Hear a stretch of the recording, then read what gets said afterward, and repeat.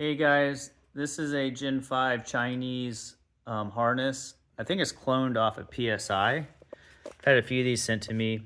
They want some modifications done, but guys, it doesn't work at all. Like, hey, plug the coil in and the throttle body. All right, so check this out. We'll hook power to this. I gotta hold it. You got relays just going haywire. It will not turn on the ignition row. Here, the ECU can't turn anything on. Everything's shorting out. Take that off. Then let's see, if I remove the bottom relay, we get a click. But then if I try to shoot power to the fuses, let me set the phone down real quick. All right. So now, I think just a few of the battery fuses have power. Watch this. So we'll put power to fuse. Boom, it shorts out the power probe. The coil, was it the coil making the noise? Coil. The coil shorting out, the throttle body never comes alive. The ECU never turns anything on. I got the battery power hooked up there. I got ground hooked up here. Make sure I got a good ground there. These are heavy duty alligator clips. Constant humming. Yeah, there's a constant humming of the coils, which is weird. I mean, these just flat out don't work. So these are, I don't know how you can tell it's a Chinese harness, meaning like, well, this is how you can tell.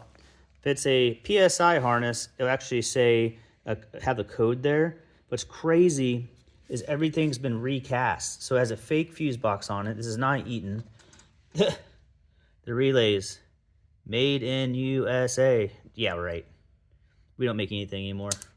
And I don't think China's buying USA relays. I just don't see that happening. The wire's real shiny. Thin. Yeah, thin. Oh, here we go.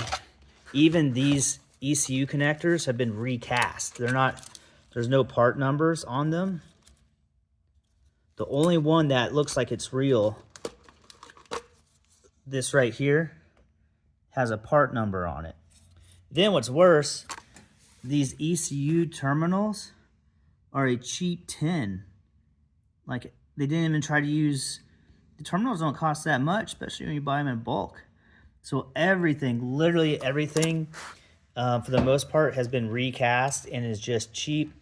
I mean, look how thin these wires are. This is like an 18 gauge wire going in here. This is normally 14 gauge.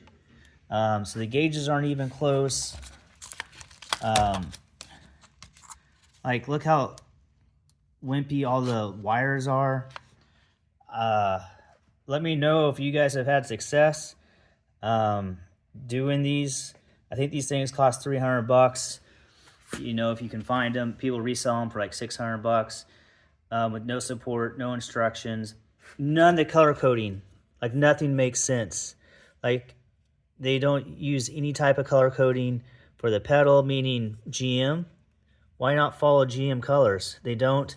There's things pinned into things that are never pinned in by GM. So that's interesting. You got these four little guys.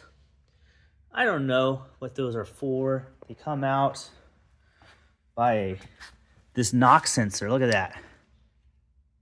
I don't even, you know, I don't know if maybe for a car, maybe an oil temperature sensor, you can wire it in yourself. It's the Camaros, Corvettes run oil temperature sensors. Yeah, it's just wasted effort to do this, but they don't even work, man. So bad news for guys that bought these.